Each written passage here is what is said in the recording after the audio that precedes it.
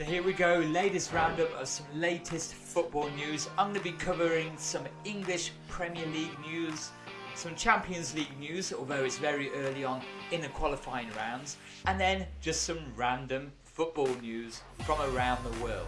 I'm Matt Ward, the main host of my channel, Just Football and Soccer. Thank you for joining me. Let's get stuck into it. The English Premier League starting with Liverpool. So Liverpool have been told by Newcastle Utd that Isaac is not for sale. However, it has been rumoured that they have now put together a package towards 120 million to try and get the forward away from Newcastle. Alongside that, it seems like they're also going after one of Newcastle United's targets, Hugo Ekitike of Frankfurt from the Bundesliga, who have already had around a £70 million bid turned down. Now, let's remember, that's £70 million for a forward who played once for Paris Saint-Germain, PSG, who scored 15 goals in around 33 Bundesliga matches, and already the valuation is heading towards 100 million. Now, this isn't to say that the lad isn't talented. Obviously he is. Now, I don't know whether it's a shortage of strikers, whether it's people are just trying to grab anything now, and now 100 million towards 100 million is the new 10 million. I'm just wondering if inflation has just seriously got out of control when you look back in the days when Manchester United used to be chasing Gabriel Batistuta every summer. And I think even then in 1996, his valuation was about £13 million. So I'm just really curious, has someone got a list head to head to see the inflation levels and to see if these players nowadays are really worth it when put against massive world-class legendary talents such as Batistuta and Hernan Crespo. Obviously Crespo went on later on for a lot more money. Also, I'm just reading down here, so I am going to be looking away from the screen sometimes at my notes. I am looking down here that Liverpool have also rejected £58.5 million bid from Bayern Munich for Diaz. Liverpool, unlike Manchester United, are looking to try and shift out some players, obviously to make some more funds and to make some more space to add to their squad. Now, going on to Manchester United, very briefly now. Now, they're said to be interested or looking at, aren't everybody looking at everyone, looking at Nicholas Jackson from Chelsea. So Nicholas Jackson, obviously following arrivals of Liam Delap and Pedro in the summer, are looking to also offload some players. Now, Chelsea have already slapped around £100 million. Again, there's that just number coming up. £100 million price tag was slapped on when AC Milan were going in for him. Now, again, this is for a player, if I'm just looking at the stats to try and get it right, 30 Premier League games last season, 10 goals and 5 assists. And then there we go, boom, £100 million price tag. Okay, that's obviously playing the game, and they're looking to try and get somewhere in the region of, I would say, 65 to 70 million. But even then, 10 Premier League goals, only 6 more than Højlund at Manchester United, who I think picked up 4 goals in the season. A lot of things just aren't making sense. But like everything, if people are queuing up, especially in Asia, outside a shop and there's a massive line, obviously people are going to stand in line as well and pay whatever price they're asking for the little cake. It's the same with players, right? 50 million now, 60 million, 70 million towards 100 million. Soon we're going to be having packages of 200 million. Necessarily the quality of the player or what the player will give is not going to match the valuation.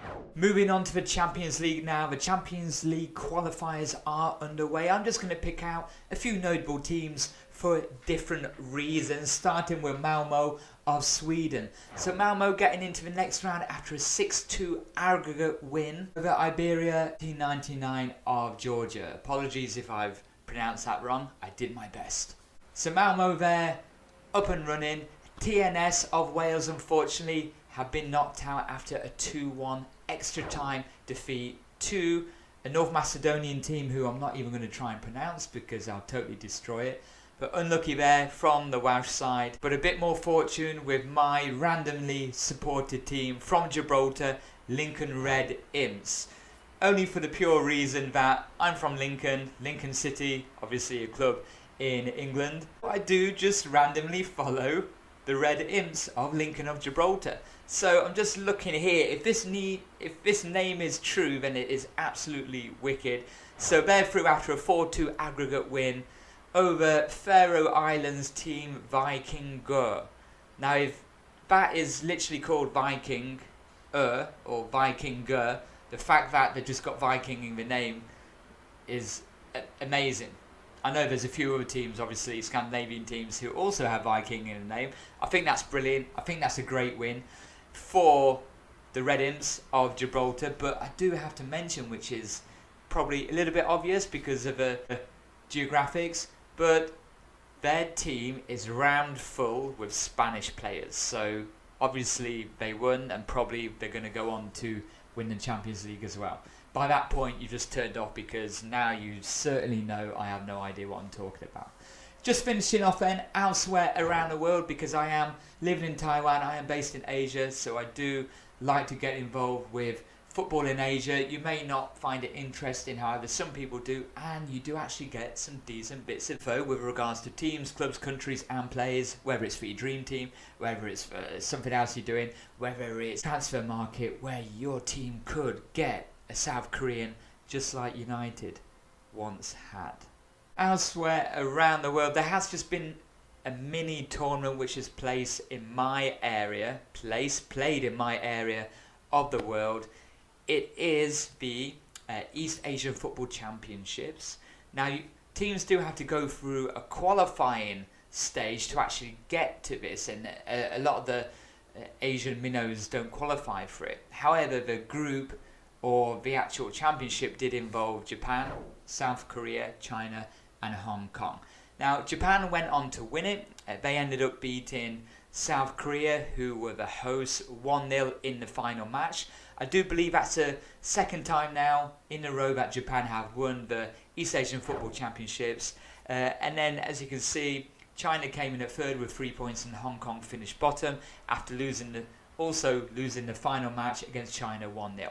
I did actually go and see a match in Hong Kong a few years ago now, and they actually got a 0-0 draw against China, which was the biggest result ever, for more reasons than just football. If you know anything about political stuff, then yes, you will know why. But it was the most exciting and stressful 0-0 draw I've ever watched probably in my life, let alone live. But it was amazing atmosphere as well. And just finishing off with a little bit more of world football news, I'm going into the Brazilian League, which was actually had already just played 11 games by the time the Club World Cup had started. So Flamengo, who knocked out by Bayern Munich 4-2, it was in the end. Now they've gone back to the league and they've just beaten Sao Paulo 2-0, which now keeps Flamengo at the top of the league. So you can just see that might have been a nice little stopgap for them. They picked up a little bit of prize money, and they've gone back. They're still holding top with a nice 2-0 win against another massive club in Brazil. If you got any comments about any of the teams I mentioned, or anything else to do with world football, European football, if you also support the Red Imps of Gibraltar, throw it in the comments. I'd love to chat to you about it. Maybe get you on one of the videos and discuss, tell more people about anything like that. And if you are a Viking, I used to have a goalkeeper play for me in Taiwan who was also a Viking, although he's from Poland, but I called him the Viking. Then please feel free to get in touch and watch more videos and playlists right here.